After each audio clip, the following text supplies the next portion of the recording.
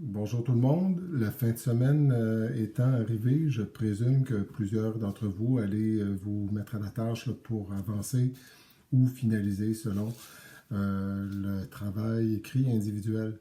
C'est la raison pour laquelle je vous envoie cette courte vidéo. J'avais mentionné au groupe A que je déposerais sur le portail le plus tôt possible la présentation PowerPoint de la séance 7. Ça n'a pas été possible, désolé, là, c'est pas encore fait.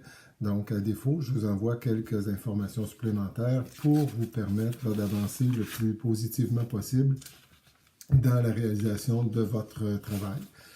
Alors, vous avez déjà reçu 4 documents en lien avec ce travail-là. Tout d'abord, le document principal qui vous présente les 2 questions et l'ensemble des consignes plutôt générales sur le travail. Également, vous avez reçu un document qui vous suggère une structure pour ce travail-là, de l'introduction jusqu'aux annexes. Je vous invite à reprendre contact avec ce document-là. Également, vous avez reçu un document qui vous donne des pistes de réflexion, de travail pour l'écriture d'une bonne introduction, une introduction que je dirais complète. Et finalement, un petit peu plus récemment, là, le 24 novembre, je vous ai fait parvenir des précisions en lien avec des questions que certaines d'entre vous m'avaient acheminées.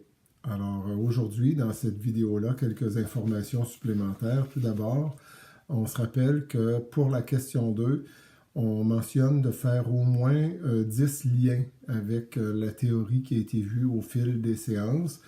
Parmi ces liens-là, bon, écoutez, il peut y avoir des liens avec la satisfaction des 3 besoins fondamentaux, les styles de leadership, tout ce qui est en lien avec la motivation, la mobilisation. Je vous laisse le soin de retourner aux présentations antérieures, mais il devra, ça, je n'ai pas été assez explicite à ce sujet-là à notre dernière séance, il devra y avoir au moins nécessairement un lien avec les 3 dimensions du changement telles que proposées par Maletto. Et pour ça, je vous réfère à la diapositive 31 de la présentation PowerPoint de la séance 6. On se rappelle que ces trois dimensions-là sont la dimension stratégique, la dimension organisationnelle et la dimension humaine. Dimension stratégique, quelques mots à ce sujet-là, c'est la raison d'être du projet, le pourquoi. Ça relève de l'analyse, du diagnostic, de la planification. Je regarde mes notes là, pour être sûr de rien oublier, vous donner le plus d'éléments possibles qui puissent vous aider dans votre travail. Quant à la dimension organisationnelle, là on est dans le type de projet. Donc on se souvient des 4 typologies qui ont été présentées à la séance 6. Vous pouvez vous y référer, là, il y a des diapositives à ce sujet-là. Donc, par exemple, est-ce qu'on a affaire à un changement plutôt d'ordre structurel, technologique, etc. Donc, il y avait même une des typologies là, pour laquelle on s'était donné un petit devoir là, de classer 4 exemples de changements dans les colonnes appropriées. On pourra s'en reparler à la prochaine séance mercredi prochain. Et bon, quand on parle de dimension organisationnelle, on touche plus le plan opérationnel, donc la réalisation, la mise en œuvre même du projet. La dimension humaine, elle, on va en parler un petit peu plus à la prochaine séance. On est dans tout ce qui touche les communications, les relations avec les gens qui travaillent dans l'organisation. Donc, c'est tout l'impact sur l'individu, les groupes ou le grand groupe. Quand on parle des dimensions, eh bien, ça m'amène à vous dire également que quel que soit le modèle de collerette que vous aurez choisi pour présenter le plan d'action qui doit être présenté à la question 2 du travail écrit, ces dimensions-là, elles sont là, elles existent. Donc, même si les diapositives n'en font pas tout état, je vous invite à regarder où on pourrait situer les cases de couleur. Là. De mémoire, je pense qu'il y a une case rouge, ou plutôt un encadré rouge, un encadré vert, un encadré bleu. Et on pourra regarder ensemble là, si on est capable de situer les différents aspects ou volets ou étapes du changement par rapport aux dimensions. Alors, j'espère qu'on me suit bien là. Je me rappelle que pour ce qui est du modèle plus itératif, où on a un schéma plutôt qu'un tableau, les 4 cases sont présentées. Vous voyez qu'il y a même des intersections ou une intersection quelque part. C'est pas tranché au couteau. Pour les autres modèles, celui en tableau, puis celui qui est plus présenté avec des questions attachées aux 4 grandes phases de la démarche de changement. Ce n'est pas présenté, là, donc on pourrait faire l'exercice là, mental d'essayer de les placer, puis ensemble, à la séance 7, on pourra situer ça. Donc, dans votre travail, il faut en faire état, il faut y faire référence d'une façon ou d'une autre. Là, ça peut être en annexe, ça peut être dans le texte de présentation, mais c'est un lien théorique qui doit être fait. Ça m'amène à vous dire que lorsque vous lisez la question 2, évidemment, c'est court. Hein? On n'a pas tous les éléments disponibles pour comprendre de façon exhaustive la situation qui prévaut dans cet établissement-là. Donc, lorsque vous vous rendrez compte qu'il y a des éléments manquants par rapport au modèle de Collerette, vous dites dans cette case-là ou cette colonne-là, il n'en est pas fait mention là, dans le texte qui est lié à la question 2. Ne passez pas comme si rien n'était, mentionnez-le.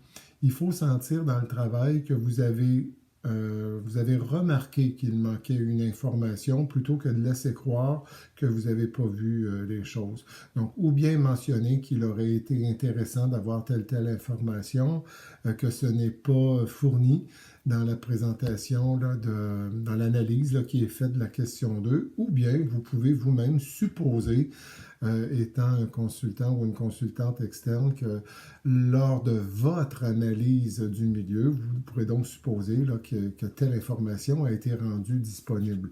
Donc, on dirait que c'est d'inventer des choses, mais écoutez, là, c'est permis dans le sens où tout n'est pas mentionné là, dans la question 2. Donc, vous pouvez vous ajouter des éléments d'analyse qui vont vous amener au diagnostic, permettant par la suite de faire une planification, etc., etc.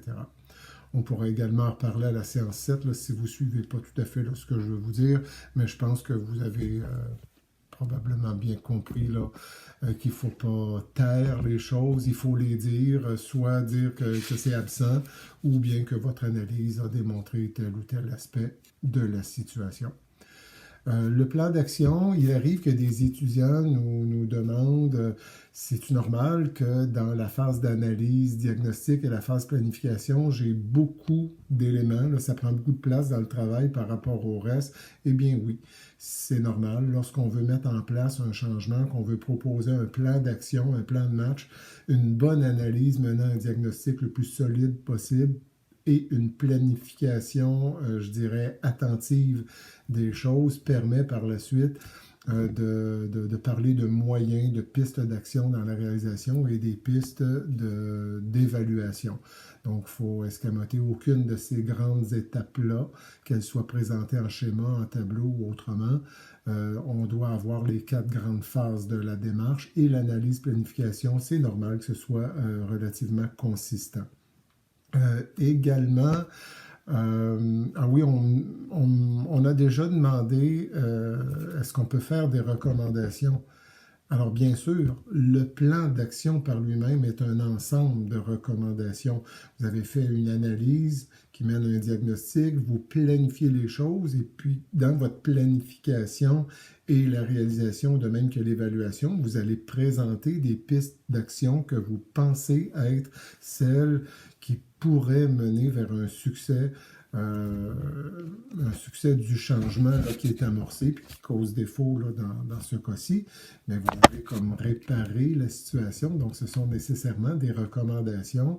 Puis je vous dirais qu'en bas de 3 recommandations ou 3 suggestions de pistes d'action, je vous dirais que c'est un plan d'action qui serait relativement faible. Donc au moins 3 recommandations. On a déjà demandé est-ce qu'on doit avoir une recommandation par dimension du changement, la dimension stratégique, organisationnelle et la dimension humaine. Ça peut être une avenue. c'est pas nécessairement ça. Ça peut être une recommandation par phase de la démarche, une recommandation en planification, une lors de la réalisation et une lors de l'évaluation. Donc, c'est à vous de voir là, où placer ces recommandations-là. Puis, il peut y en avoir plus que 3, bien entendu. Ce qui est important, c'est de ne pas modifier l'essence même du modèle, surtout pas celui sous forme de schéma où il faut prendre tous les morceaux. Celui qui est présenté sous forme de tableau synthèse, eh bien, il faut garder toutes les colonnes qui sont là, quitte à en ajouter ou à les subdiviser. Et quant au dernier modèle, celui qui est présenté avec les 4 grandes phases de la démarche et un ensemble de questions, vous avez déjà vu qu'il est possible d'élaborer vous-même un schéma ou un tableau pour mettre en annexe, là, en prenant soin là, de garder le corps du travail pour le texte qui présente ce visuel-là, s'il y a visuel. Et il y aura visuel pour 2 des modèles de collerette et pour l'autre, c'est à vous de voir. Mais dans le corps du travail, ce sera du texte pour présenter votre plan d'action, pour l'expliquer, le justifier et faire les liens avec la théorie. 2 autres choses et par la suite, je vous laisse. Si on demande parfois si on peut, à titre de référence, citer les notes de cours dans les présentations PowerPoint, eh bien oui, c'est possible. À ce moment-là, c'est à vous de voir si vous avez vous-même consulté le texte ou l'ouvrage d'un auteur. Dans ce cas-là, bien, vous référez par exemple Tremblay, Collerette, Maletto, etc., avec la façon habituelle de le faire. Sinon, si vous référez à une ou certaines diapositives d'une de mes présentations dans lesquelles moi je réfère à des auteurs, à ce moment-là, suivant la norme APA que vous avez à votre disponibilité sur le portail, vous me citez, là, donc Blais, virgule C avec l'année. Et vous avez un exemple d'ailleurs là, à ce sujet-là, mais je vous dirais là, que la façon peut-être la plus simple de le faire serait de mentionner par exemple Blais, virgule C, 2018 entre parenthèses, AEE-70, qui est le code du cours, séance 7 par exemple, avec le titre de la séance, virgule, pas virgule, ce sera un point ici, Université Laval. Donc, dans le cas où vous n'auriez pas vous-même consulté l'ouvrage ou le texte de l'auteur. Voilà. Et finalement, toujours pour la question 2, parce que c'est celle qui génère le plus de questions, simplement se rappeler que lorsqu'on répond à une question de ce type-là, on est vraiment dans un travail de développement. On n'est pas dans un aspect technique des choses. Vous êtes amené à créer, imaginer un plan d'action. Donc, il n'y a pas de façon unique de le faire. Vous allez partir, vous, de 3 sources d'informations pour réaliser votre plan d'action que vous présentez là, à la direction générale adjointe d'une commission scolaire. Donc, vous partez d'un modèle cadre, un des modèles de Collerette. Donc, c'est une structure existante de laquelle vous partez, c'est-à-dire à laquelle vous attachez des données qui sont disponibles pour faire votre analyse, des données que vous pouvez aller chercher. Là, on est dans les hypothèses. Hein, vous imaginez des données que vous pourriez aller chercher. Et là, il faudrait les distinguer aussi. Hein, celles qui sont déjà disponibles de celles que vous, comme consultant externe, vous êtes allé chercher. Donc, vous partez du modèle, de données, et vous partez également de la théorie qu'on a vue ensemble. Donc, il faut faire un tout avec tout ça pour arriver à un plan d'action. C'est ce qui fait que j'aurai probablement 26 travaux assez différents qui vont avoir une structure semblable. Là. Et évidemment, on n'échappe pas à la structure même d'un travail écrit, mais il n'y a pas d'unique bonne façon de présenter le plan d'action. C'est ce à quoi je voulais en venir. Alors voilà, d'ici notre prochaine séance, j'essaie du mieux que je le peux de mettre la présentation PowerPoint de la séance 7 en ligne. À défaut, on la verra ensemble mercredi prochain. Et puis, bon travail. N'hésitez pas à m'interpeller si vous avez besoin d'informations supplémentaires. Bonne fin de semaine.